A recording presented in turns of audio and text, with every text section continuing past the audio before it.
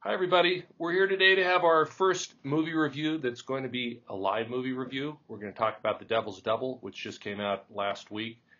Anyway, if you've been a fan of the art films, you've probably seen the trailer for this already, and it looks pretty cool. In fact, the first time I saw it, I'd have sworn that it was for Scarface. It was that kind of a genre-looking sort of movie. But anyway, I was really looking forward to it coming out.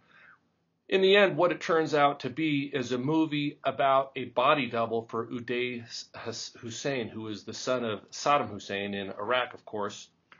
And you have to wonder what's going on in the movie sometimes in terms of what the relevance of the movie is. Again, Scarface, it's sort of a thing about kingpin drugs, so forth and so on. Again, I thought that's kind of what this was about.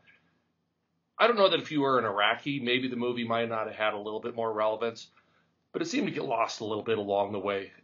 Again, to summarize what the plot is about, Uday Hussein, back in the late 80s, it would appear, recruits somebody to go out and find a body double. That turns out to be an old high school or elementary age friend of Uday's when he was a kid, and this guy has this presumably uncanny likeness to Uday. So anyway, after threatening to kill his family several times, Latif, who's the body double, agrees to be the body double. And so the story goes.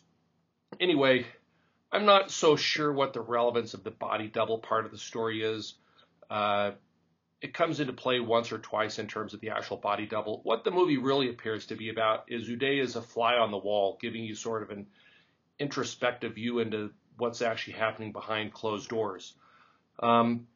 If you take a look at what's going on behind closed doors, and it doesn't always happen behind closed doors.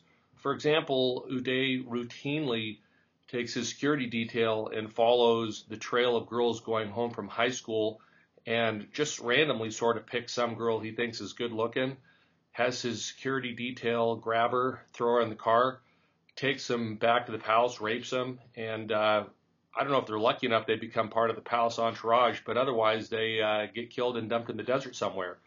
It's a pretty gruesome situation. If you take a look at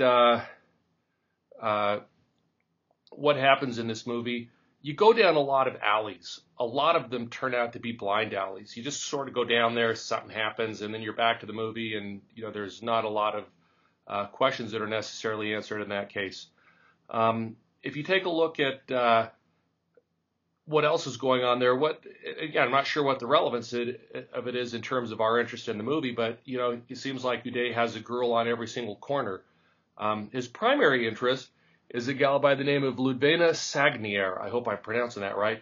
Anyway, she's a beautiful gal, and in the end, she wants to get out, presumably as bad as Latif wants to get out, but they're both stuck by the fact that they're going to be the families may be killed if they don't do what they're supposed to do. So anyway, in the end, this movie, it seems to promise an awful lot. It seems to deliver very little with respect to, the piece of steak that you want to really cut off and chew on. You're kind of left with, sugar-free pudding, I guess, or Jell-O, as it were. Anyway, I don't know that I would want to spend a lot of money to go see the movie. I might rather just wait till it comes out on DVD if I were going to go see it again, or if somebody asked me about how seriously they ought to go take it in terms of spending a day to go spend money see the movie. I think this one can wait. Anyway, it was interesting, but certainly I probably would have rather spent my money on something else. Anyway, I give the movie 2.5 sets of dentures out of 5. I give it a grade of a C. And again, with that, I will end the review, and hopefully I will see you back live again soon. Good day.